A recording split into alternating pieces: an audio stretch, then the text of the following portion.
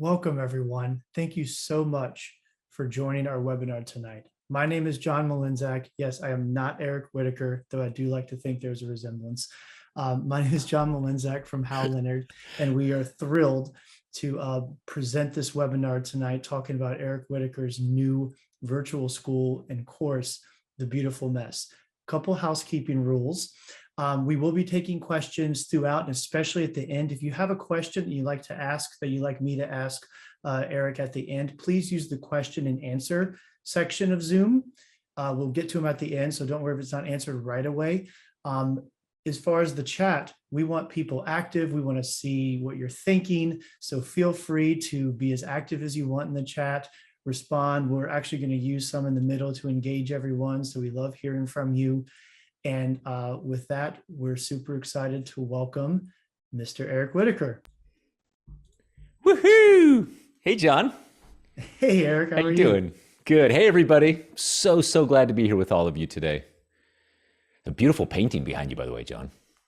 Oh, thank you. Yeah, it's just people just know it now, so I just keep it up. But wow, you have so many fans, Eric. Look at the chat. The crowd is going wild. It's incredible. Yeah, it's amazing. Gang, if anything that you post in the chat, I'm reading it right here. I'll try to respond when I'm not talking. And oh, look, hello from Vietnam. Wow, coming from all over the place. This is thrilling. So excited to be here with all of you. From Cambridge. Wow, there's people up late. Amazing. Well, let's jump right in. This is about The Beautiful Mess, of course, your masterclass in composition and creativity. So I want to start with, why a virtual school? Why a course? Maybe talk about your inspiration and why you wanted to create this for us. Yeah, it's a good question. I've wanted to do something like this for years and years and years. You know, we've been making virtual choirs now for over a decade. And any of you who have been in one of the virtual choirs know there's just this magical community that gets formed. It's extraordinary. And you truly feel part of something larger than yourself. And with the school, that's what I always wanted to create, was this place where people could come and have the feeling of being part of this large community, and at the same time have this sense of individual connection. In this case, with me in my masterclass, but with the teacher. My very favorite teacher that I've ever had was a man named John Corleano at the Juilliard School, and I studied composition with him. And John's lessons were different than any I'd ever had before. We would sit together quietly in his little studio, and he would take a score that he'd written, and sometimes he'd put on a CD of it. Sometimes we'd just sit there quietly, and he'd turn the pages and say, okay, do you see this? Now do you see how that's connected to this? And then 3 pages later, and you see how that's connected to this? And I always felt like John was giving me these beautiful jewels, these gems that I would put in my pocket, and maybe I'd use them the next week on the piece that I was writing, or years later, I'd finally realize, oh, this is what he's talking about. And when I thought about making my own virtual school and these masterclasses, that was my idea, is that I could just give these little jewels or gems from my own personal experience, kind of a one-on-one feeling. And that composers or creative people or anybody really could just take them and put them in their pocket for later. I love that you talk about just the direct connection. You know, I mean, I know your music touches so many people in so many ways, but what I just heard you talk about is that this masterclass, this virtual school and this course allows you to just kind of directly talk to folks.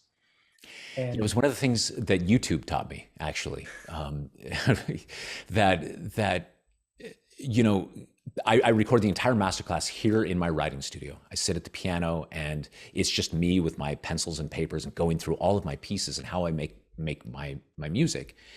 But what I found watching YouTube over and over is this same thing that I was trying to emulate here, this idea that it's just you and the person in their little space. It's incredibly intimate. And oftentimes I'll watch YouTube on my phone. And so, you know, the phone is it's less than a foot from my face. And I genuinely feel like I'm there in the room with the person who's teaching. And I don't know about you, John, or anybody else here, but I think I learn almost everything from YouTube these days. You know, everything from, you know, deep dives into Stoicism and Marcus Aurelius to how to change my air conditioning filter. YouTube has kind of become my little school. And there's always just this connection that you have with the person who's just there on the other side of the screen teaching. That's awesome. Can you talk a little bit about the title? Why the beautiful mess? What does that mean to you?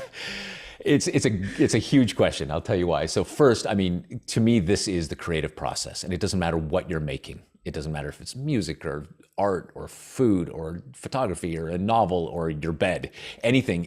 There's a process to making it that is chaotic, and you sort of stumble from moment to moment to moment, all the while in search of beauty, in this quest for beauty.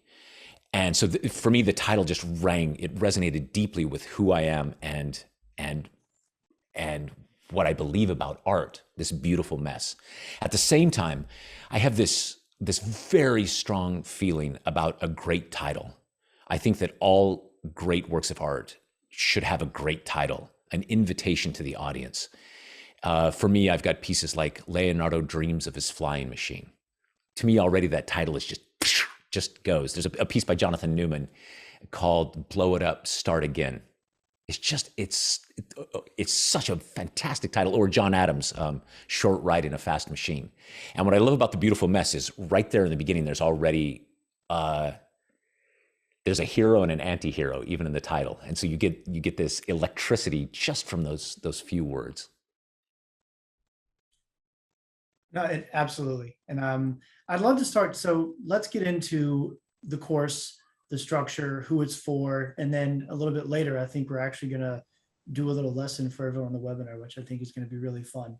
But to get started, so this course, when you were creating it, who did you envision would be the student on the other side of that? Did you have someone particular in mind? Were you envisioning who you were making this for?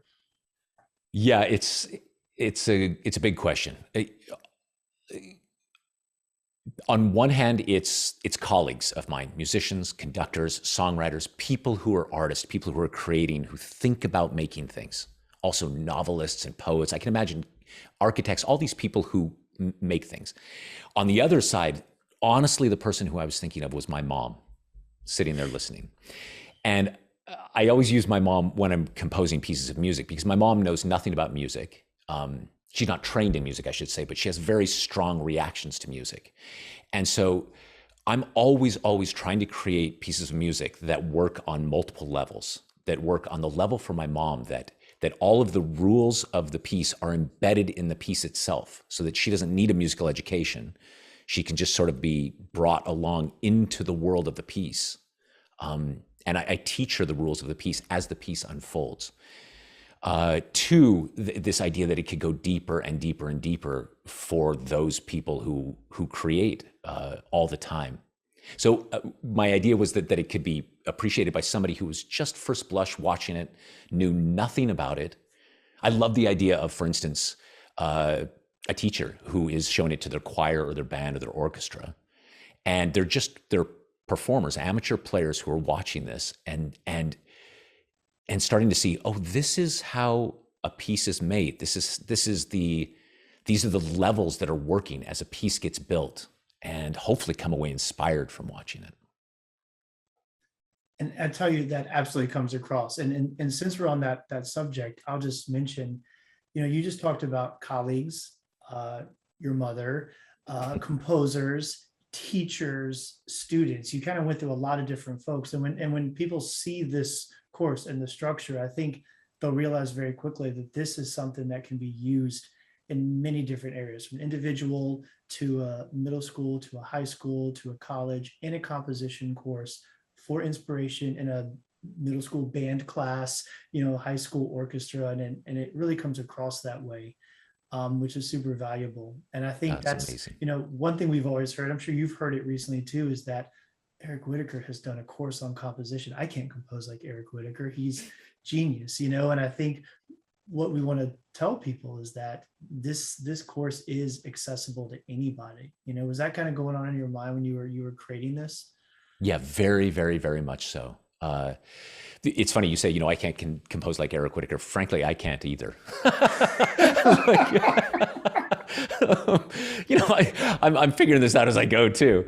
And that's a big part of it is less about like, here's how to construct a masterpiece from start to finish. Although there is some, like these bits and pieces in there, but really it's more about how to enter the world of creating something from nothing And and as you build, grow, and evolve as a person, which is the whole reason we're doing any of this anyway.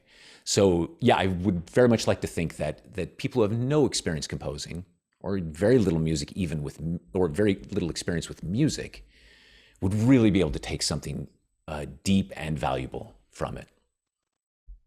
Awesome. Well, let's look at the structure. So you want to, I'm going to share my screen a little bit and show some of the pieces and how the course is put together as you speak. But can you talk us through videos, reference materials, and just sort of the structure when someone purchases this course? What are they getting? Yeah, absolutely. So there's 25 videos in total, and it's broken into two basic parts.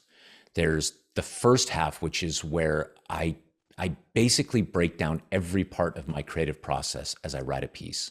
And you can see some of the names. It starts with a snake wearing pants after the introduction, and emotional architecture, and golden bricks. And these are all techniques that I've developed over the years to help me get this massive emotional world that I'm feeling, the kind of thing that I want to make, and start to build it on the page.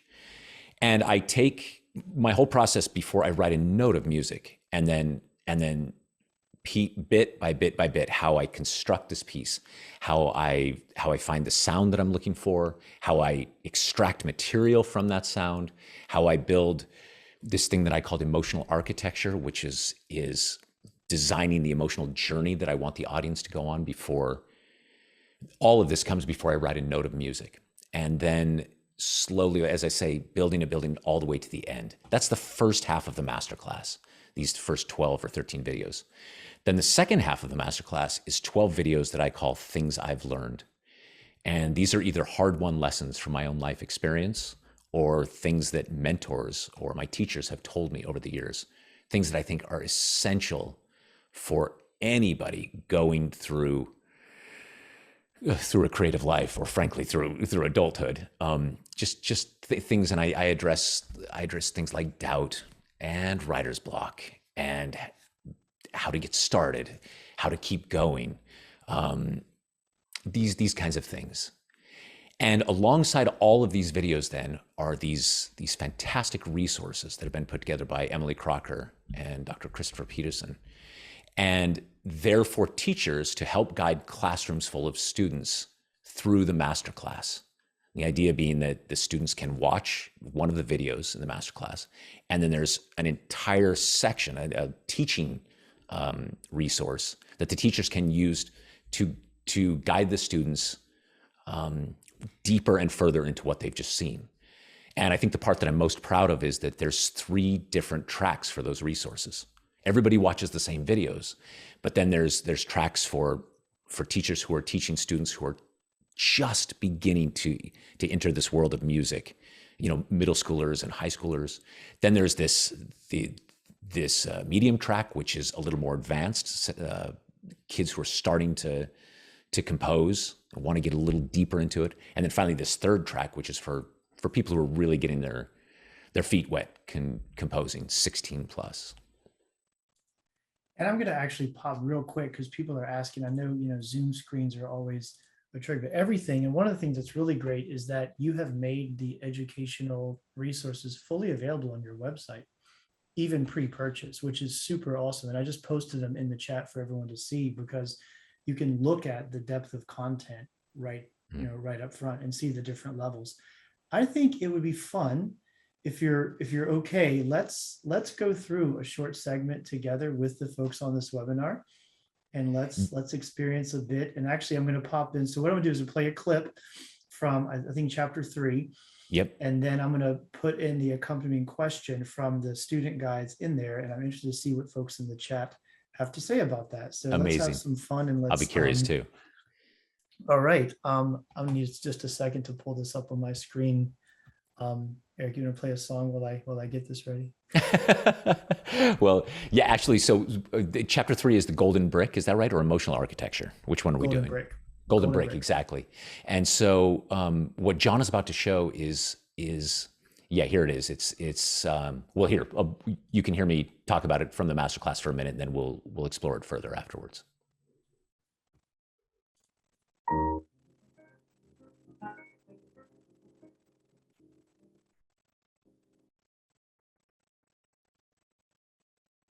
The American architect Louis Kahn said, "Even a brick wants to be something. It aspires. Even a common, ordinary brick wants to be more than what it is." I love this quote because for me, it sums up the core of the creative process, and especially this part of the creative process, which is arguably the most important, finding my golden brick. For me, this golden brick means a chord or a couple of chords or a few notes plus a big idea, all combined together that form the DNA for the entire piece. It's this single element. It's kind of, if you would, all the paints on a palette in one ball that then I can use as a brick and build and build and build a much larger piece. I'm going to show you exactly what I mean by that using two pieces from my catalog. The first is Luxorumque, and the second is... I'm going to just pause it there. So it was a really great little introduction of the golden brick. I actually posted in the chat a question that's a follow-up from the educational resources, just so people can see. But I know we only played a clip of a very larger video. Do you want to expand more about, how you start these videos and what you go into later, so folks have a really good idea of what they're getting in this course? Yeah, exactly. So gang, what we just start there. Each one of the chapters begins with me, just a camera, and telling kind of the big idea, and then we cut away, and it's me at my piano, and I've got all my, I still do everything pencil and paper. So I've got just reams of paper and all these drawings that I've made as I build the piece, and I take the students through bit by bit by bit how I make everything. In this case, with the golden brick, I'll go just a little bit further into what we would explore in the master class. But the idea is, so Luxorumque, if any of you know it, which simply means light and gold in Latin, starts with these notes. I've got a little keyboard that just goes.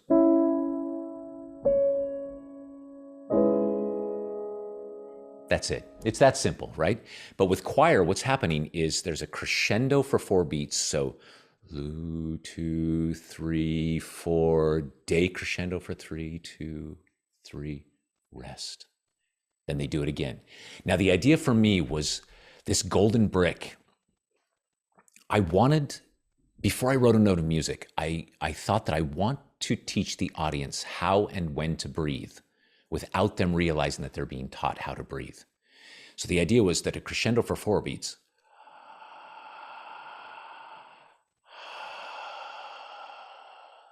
rest. Then we do it again.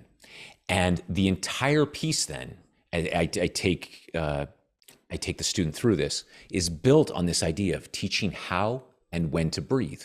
And then just once you've taught the audience and the performers how and when to breathe using this motive, then in measure 9, we get the this, where it opens up. And then the idea is now we're not just teaching them how to breathe, but how to breathe ecstatically, kind of breath that brings the hair up on the back of your neck. And we go through all these different kinds of breathing, until finally at the end where we teach them how to breathe in this very calm and twilight, not the movie, but the time of day, this twilight kind of colored breathing. And all of that comes from this simple idea of a golden brick, as I say, before I even wrote a note of music. And so each one of my pieces that I write, I build this way, finding this essential idea before I write anything. And that's, for instance, what this chapter is about, is how I use that in different pieces. I'll also add that on top of everything else, you're also providing everything you talk about in a video is provided on these reference sheets, which are, again, I know are hard to see on Zoom, but you have specific links to everything you reference, whether it's something musical or the Hubble Space Telescope, or, so it's, and then at the same time, you're also giving full perusal scores. So when you have access to this course, you can actually see the score, which is incredibly, incredibly valuable in really understanding it. So these videos have these questions for students, but they also include references to everything you mentioned, perusal scores, even links to hear the music, sometimes YouTube videos, sometimes links that include, I love this, where it's kind of everywhere you can get iTunes, Spotify, Amazon, you can find this anywhere. It's really, really valuable. And just it's so comprehensive and so well thought out. Thank you. I have to give huge shout out to Meg Davies, the executive producer, who's also here. That Meg is the brains of the operation, and every molecule of this masterclass is by design, and it has her extraordinary fingerprint on it. I should say too, for all of you teachers who are out there listening to this and maybe thinking, this is great, but there's no way I would ever be able to teach this to my students. Please know that we've designed it so that you don't have to know anything about composition. The resources themselves take you through how to teach your students these lessons and these courses. And I think hopefully give an incredibly rich experience to the students. I should also say, John, that if I understand right, that anyone who signs up, I guess, before December 11th, then I'll be doing a live Zoom with anybody who's registered for the course. And I'll spend a couple hours, answering any questions you might have about the course or my writing process, going deep into that. So if teachers are out there thinking, I've got questions, they could absolutely join. Yeah, I'll echo that. By now, I'll give the hard sales pitch. By now, before December 11th, and you will get a live webinar with Eric to ask anything you want and have all your questions answered. So that's a really wonderful incentive there. I think we've talked about the chapters and how they're put together, and we've talked about various students in different levels, but I really just want to one more time, as folks are listening, if you're a middle school band teacher or a high school orchestra teacher or a choir teacher or a college theory professor, or a high school AP theory professor, or an individual who just loves music and doesn't know how to notate anything, there's content in this course that is for you. And it's interesting that I just showed some of the resources, but I do want to make sure that we really talk about all the other elements that you bring in outside of composition, all the other pieces. And throughout those little reference sheets, you talk about things in history and art and other pieces, and you just keep bringing them in.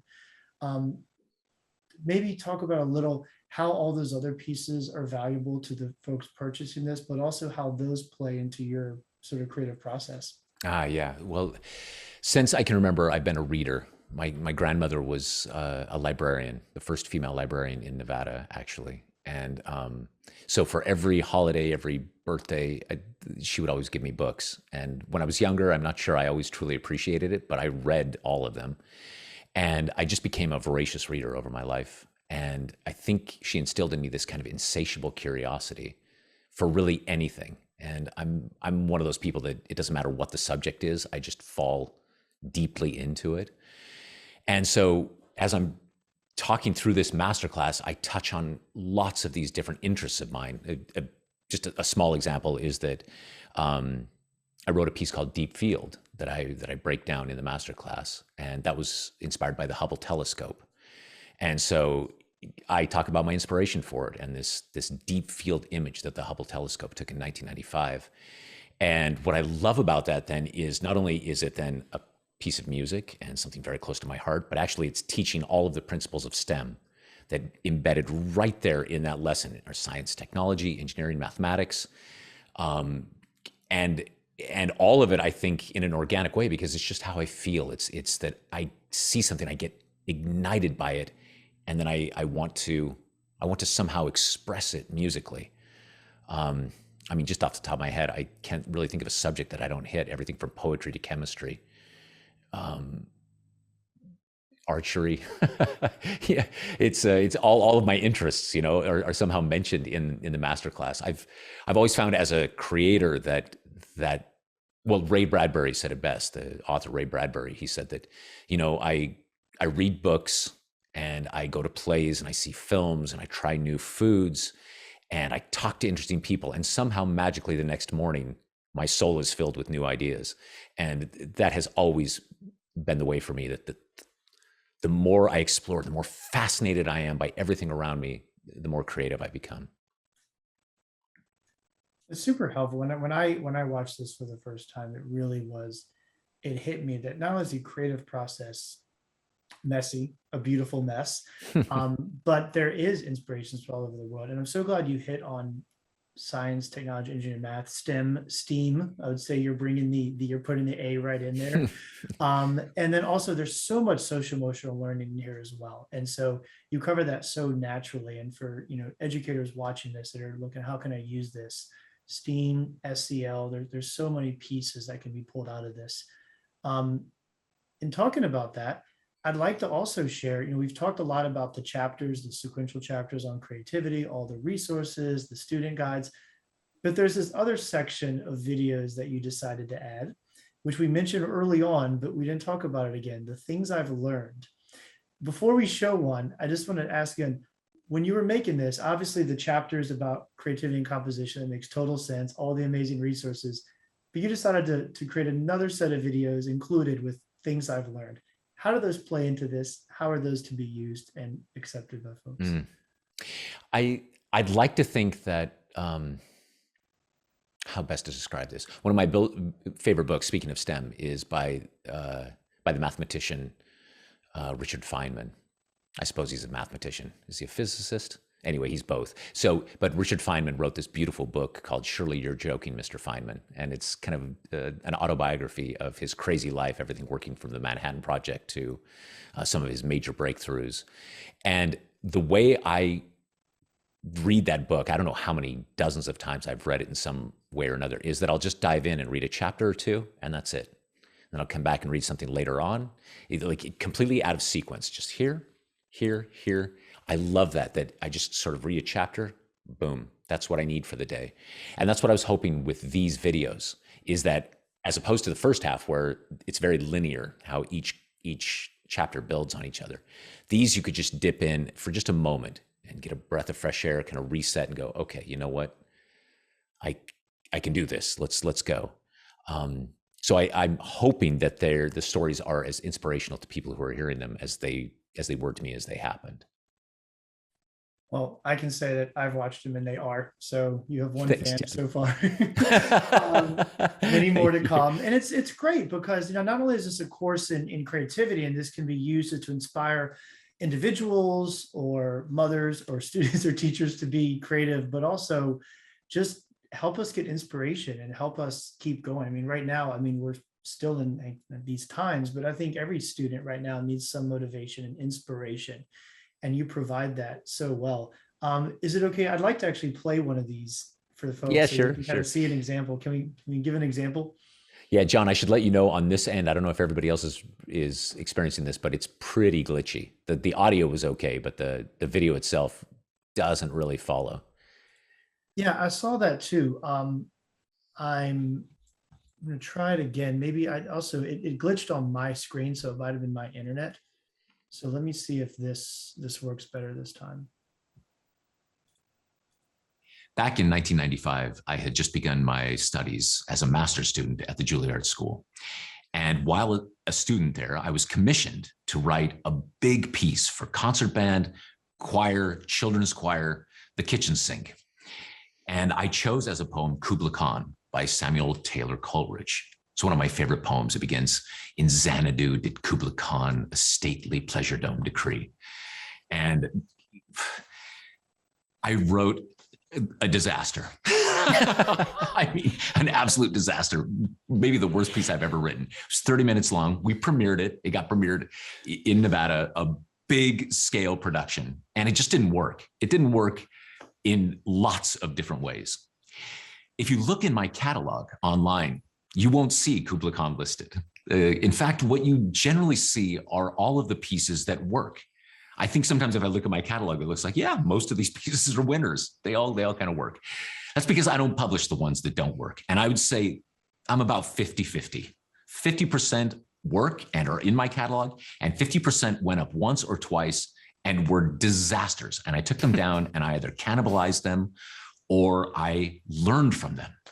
Oftentimes when you're writing these pieces, you've got to wipe out. You've got to write real disasters. It's the only way you're going to learn.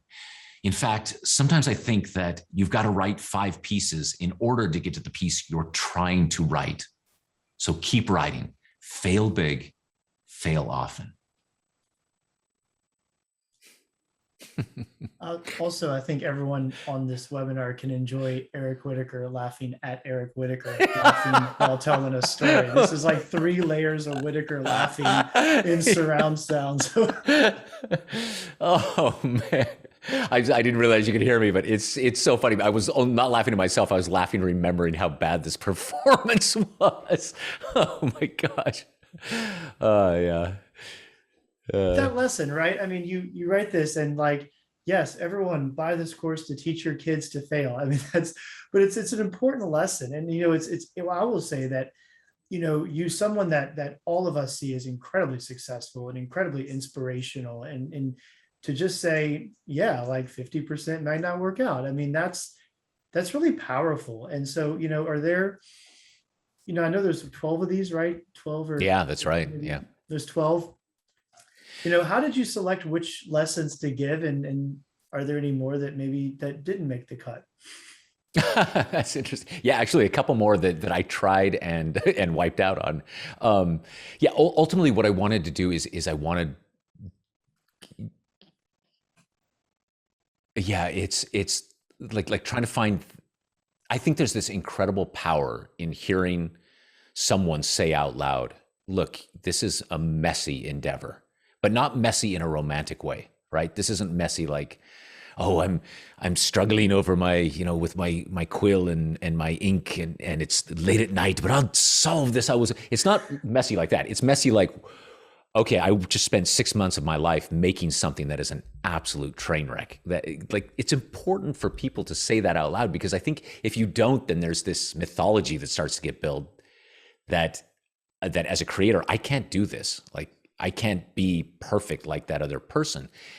And I don't know a single creator, if you really truly look at their catalog and everything they've ever made, that didn't just have, real disasters. And it's important to know that, because then I think it takes off some of the pressure if you're going to sit down and try to make something, to know that, yeah, this may be bad, and that's kind of the point. At some point, you need to grow, you need to learn. And the piece is going to help you do that, whether it works or not. And what I love about that lesson is a composer needs to hear that. A musician that feels like they can't get that etude to the next level, that they're just kind of stuck there. A 6th grade trumpet player who's trying to figure out how to get the higher note on the partial. It kind of fits everyone. Like, that's a lesson that's sort of universal, and these can be used. I'll also mention that this course is a 2-year license. So when you purchase this, you actually have access to use these with the number of students you purchased for that 2-year period. So you have the ability to use these lessons throughout your courses. This isn't something that you have to kind of do all in 3 weeks or a semester. But these life lessons could be interjected. These could be homework reflection assignments. There's so many ways. I'm sure the educators on this webinar are thinking of a million ways to use these, but they're so valuable to anyone, right? Yeah, it's so I think so. And I'm reading the comments here while we're talking, and I'm looking at something from, I hope I'm pronouncing your name, Katherine Thunderberg, who's saying that when she teaches middle schoolers computer science, the biggest hurdle is when kids think they're supposed to get the code perfect on their very first go around. Yes, and yes. And it made me smile when you wrote that, because I start the entire masterclass talking about how I didn't begin as a composer. I began as a coder. So this was almost 40 years ago on a Commodore 64. And I talk about this and how I learned to program in BASIC, and that coding is almost identical to writing music. It's amazing, the parallels there. And one of the things I was hoping to do by telling that story is also connect with students who might be listening, who aren't necessarily coming at this from a musical background. Every time I've had the chance to teach in person, there's always one of those kids who gets ignited by something a little left of center. I know during the pandemic, for instance, there were all of these kids who became in choirs and bands and orchestras, super valuable because they had computer skills and they could help make these virtual choirs or help the teacher build these kind of virtual lesson plans. And so part of what I'm doing when I mention the computer science or all of the science, technology, engineering, or chemistry or poetry is trying to reach out and invite these students who, who often just need that little entrance, that little foothold to go, oh, okay, that's something I'm passionate about. I'm in. Awesome. Well, here's some questions I'd like to relay, if that's good. Some questions about the course, then we're going to open the questions up to anything. But specifically about the course, I think one of the questions here is, there's one about, says, my son composes electronic dance music, quite a different genre.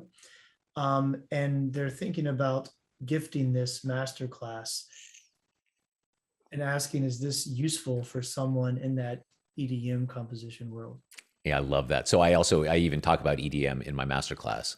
And I started as a pop rock guy before I got into classical music. And I even wrote, of all things, an EDM musical called Paradise Lost in the early 2000s. I think I was talking about coding, and then for me, coding went into synthesis, which is, programming synthesizers and sequencing. And this is what your son will be doing with EDM constantly. And all of the lessons that I learned about counterpoint, about structure, about layering, about depth in a piece, I learned first in EDM and then applied that later on to classical music. So I think there might be a lot of parallels for your son there. Yeah, great. Even some of the reference materials have follow-up activities that actually do not include composing with notes, but making sounds with different programs. So there's a lot of connections there. Another specific question is, how long is each video? I know we have over 4 hours of video content, but about how long is each one? Well, they range from like the one you showed, which is 1.5 minutes. So just boom, boom. And then I think the longest maybe is I do a walkthrough of a piece that I'm writing right now. I'm writing this little chamber opera to the story of Gift of the Magi. And I thought it might be interesting to just show my day. Here's how I start, and here's what I'm working on today, and here's how I'm writing, and here's what I'm thinking about. And I think that's nearly 30 minutes, that chapter. But I'd say in general, they're between 5 and 10, 12 minutes each. That was by design as well, is to try to, I've got a 16-year-old son, and he has the attention span of, we're lucky if we make it through an entire song in the car. So I wanted to make them as short and distilled and compact as possible. Awesome. And I know someone asked about how many. There's 12 chapters in the composition creativity section, and then there's 12 life lessons. That's right. So 25, and then an introduction. So 25 total videos. The blooper reel. Don't forget about the bloopers. Oh, and the blooper reel, yeah, which is my favorite. Yeah, it's the best. Only because my wife, who also directed this thing, she wrote the music underneath it, and it's ridiculous and funny. She has this gift for writing silly music, and then we had my 16-year-old son and my 1-year-old son play on it. So the blooper reel is a total family affair. That's actually worth the price of admission there. So we have some other questions that are going more to your composition style. Before we get to that, I'm going to do the quick plug here, just so everyone is aware. You can go to Eric Whitacre's website, or virtualschool.ericwhitaker.com. From there, you will be able to, you can go to view course info. You can see all this information. This is not even logged in. Everything is here. You can see all of the details. I'm sure this link will be in the chat in a second. You can see the different levels of education resources. You can even download them right now and just take a look at the specific information you'll get. All the pricing is on this page as well. So you can purchase for an individual, you can purchase for K-12 group, you can purchase for higher ed. We also need to do a great shout out to our incredible retail partners who have signed on right away to be able to sell this: Pepper, JW Pepper, Pender's Music, Poplar's Music, Sheet Music Plus, Stanton's, and of course, Hal Leonard. So huge thank you to them and all of their support on this. I know a lot of schools have a specific vendor they have to buy from. We're hoping it's one of these folks. And Eric, anything else you want to say to kind of close out this course. I did see another question in here specifically on, if I take this, what would I learn? What would I walk away from if I took this course? Just final thoughts on the course, and then I want to open it up to ask an Eric Whitacre AMA. I have this, I was going to say it's a theory, but it's frankly more of a philosophy. And I don't have a name for it, but it's what I call the words beneath the words. And you can see this in the natural world, that you can look at something like a tree or a flower or a rose petal, and it's just simply beautiful. That's it. It's just beautiful. There's nothing else to it. And then you can start to dissect it. You can take apart the tree or the flower or the petal and start to see these complex systems that are working together to make this thing happen. Extraordinarily beautiful. And you can keep going down and down and down. You can get to the molecular level, and you can go even further. And I love this idea that for me, the best work of art matches this kind of thing, that it's simply beautiful. It's simply designed to do its thing, to express. But then as you start to pull it apart, you start to realize, my God, layer upon layer upon layer of mechanisms are working to make this thing happen. And you can appreciate the beauty at any level that you descend into. Ultimately, I think that's the big message of the masterclass. And I hope that what people do is they watch it and they come away feeling that fire of inspiration that I feel when I create and when I see things that are beautiful. Amazing. And we should also mention that this can be at your own pace, right? This course is completely available online. It is asynchronous, as they would say. So it is available to teach at your own pace with your students or even with yourself. And so that was another question. Yeah, precisely. Real quick to that, John, it's like, I know there are people who will watch each chapter and do, each one a week. And there must be people here like me, like I'm a binge watcher. So I watched Breaking Bad with my son in like 6 days, all 5 seasons. Do you know what I mean? Like I'm the kind of person. So if I were doing a masterclass like this, I certainly wouldn't be doing it chapter, but I would be doing it asynchronously, which means I would start it and then stop it 4 hours later. I love it. Yes, everyone, you can binge watch Eric Whitacre in just over 4 hours. So binge it, yeah. Jump on right now. Awesome. Well, a couple questions about your composition process. One, I was picking from here.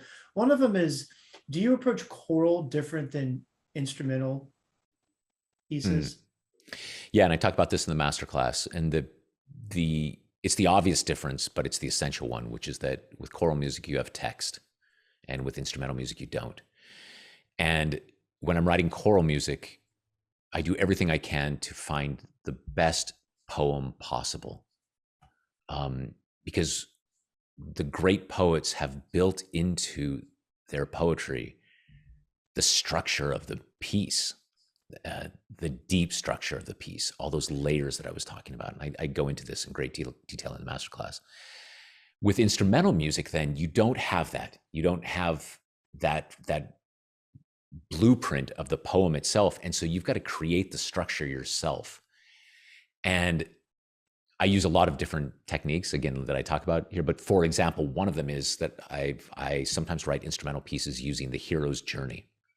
So the hero's journey, for any of you, it's you start with the ordinary world, right? So Harry lives under the stairs, and his aunt and uncle and cousin are terrible to him, and then he gets this letter from Hogwarts, and he doesn't see it, and then the call to adventure, right? Hagrid shows up and says, Harry, you're a wizard. And then they go off to, so that's the first part of what we call the hero's journey. And then there's escalating challenges. There's this final denouement, and then he saves the village. We've been telling this story in one way or another for 5,000 years. And sometimes with instrumental pieces, Deep Fieldin is an example of this. I use the hero's journey, not in a narrative way, but literally the shape of the structure to build the piece. Awesome. And it's actually interesting. Every question that's been asked so far, you have started with, I talk about this in the masterclass. I'm just pointing out to everyone that this masterclass has all your answers, right? You can purchase from these great retailers. Okay, so someone asked, do all your compositions start at the piano? Does that vary for choral instrumental? Can you talk about that? No. So again, sorry, I do talk about this in the masterclass, but they By the masterclass. That's it. where they start, John. Actually, you have some of these slides, if you don't mind. There's the one that's of a boy and a girl. Let's see if we can go. This one right here. So this is kind of unclear, but I talk about this in the masterclass. This is how a boy and a girl started. So I take and I've got, some colored crayons, some pencils, and I start writing the poem and sort of finding these aspirational words and things that I might want it to be. And then I start building these structural elements, just drawing. And I'm just thinking about the emotional architecture of the piece. And in this case, over to the right, again, it's not so clear, so it's not easy to see, but I've been doing this for a while, playing with just shapes and colors. And then there's this chord. So if you know a boy and a girl, it's when they sing Giving Silence. So it goes. So that chord, that's actually from a piece that I wrote called When David Heard. And in When David Heard, it's when David heard that Absalom was slain, he went up into his chamber over the gate. It's same chord, same key. And that chord, when I said it in When David Heard, has to me this very specific emotional quality, like sorrow and dread and sadness and a touch of hope. All of it is in that collection of notes. So I knew that before I started writing A Boy and a Girl, I wanted that feeling. That was the core, and that became one of the golden bricks of the piece, actually. So this is how a piece starts. Or if you go to the next one then, John. So this is the piece Deep Field that I was talking about for orchestra. This is, again, before I've written a note of music. I build the structure of the piece so that I know here's the journey that I want the performers and the audience members to go on. And in this case, what I'm essentially trying to do is build scope and scale, because the deep field image is just impossibly large. It's unbelievable what you're looking at when you see that image. And so the idea was that we would have this first big climax, teaching the audience, okay, we haven't arrived yet. Now there's this. And then these scaling ones that go here to here to here to here. And then when you reach the final climax of Deep Field, it's by design that it feels so massive, because everything you've taught the performers and the audience beforehand has been scaled up proportionally to that climax. Anyway, so that's how I get started. Great. Well, this has been fantastic. I know everyone is so excited. If you're still watching this recording, thank you for hanging on and watching the recording. Eric, any final words that you want folks to know about this course, about inspiration behind it? Anything else you'd like to add before we close out tonight? Well, first, I'm just humbled to spend all this time with all of you, and thank you for hanging in here with me for an entire hour. When I started doing this 30 years ago, I never could have imagined that this would be my life, that I would be taking some of these things that I've learned over the years and then trying to share them with others. I never imagined myself switching roles. I've always thought of myself as a student. And so it's with tremendous humility that I present the masterclass. And just to let all of you know, it was such a labor of love making this on so many levels. First, just sharing, really trying to be as honest as I possibly could with how I make a thing and what I think is important in making things. And then because my wife directed it, because we were in the middle of the pandemic, it was just she and I for hours and hours and hours alone. You see that in the blooper reel, how we're just the two of us in our studio. And so it was literally a labor of love. Even when I think about the masterclass and watch the image of myself talking, all I can see is just my wife right off camera looking at me, and it just makes me glow a little bit. Thank you so much, Eric. Thank you for your time. Thank you for coming on to explain this to everyone. I hope everyone that joined is really, really inspired and really understands what this course is about. Again, I know our teams are posting in the chat all the ways you can purchase this and use this as an individual with your students at all levels. I can't thank you enough from Hal Leonard, our long partnership with 22 years, is that? Yep, 22 years. Can you imagine? 22 years, yeah, phenomenal, yeah. Right? I won't say how old I was when it started, but yeah, I have to say this has been one of the odder things about my career is that that I'll now conduct pieces with a college or even a high school group, and I will have written it before a single one of them was alive. That is a very, very strange feeling. Yeah, I'm getting there. I was definitely. Yeah, you're not. Come on, you're a kid. You got years and years. I'll take it. Thank you so much, Eric. This was phenomenal. And everyone, remember the next webinar on December 11th. If you purchase the course, you'll get information to have a live chat session with Eric. So please take advantage of that. To everyone who stayed on and watched, thank you so much from both Hal Leonard and Eric Whitacre. We really appreciate y'all. Thanks, everybody. Be well, everyone.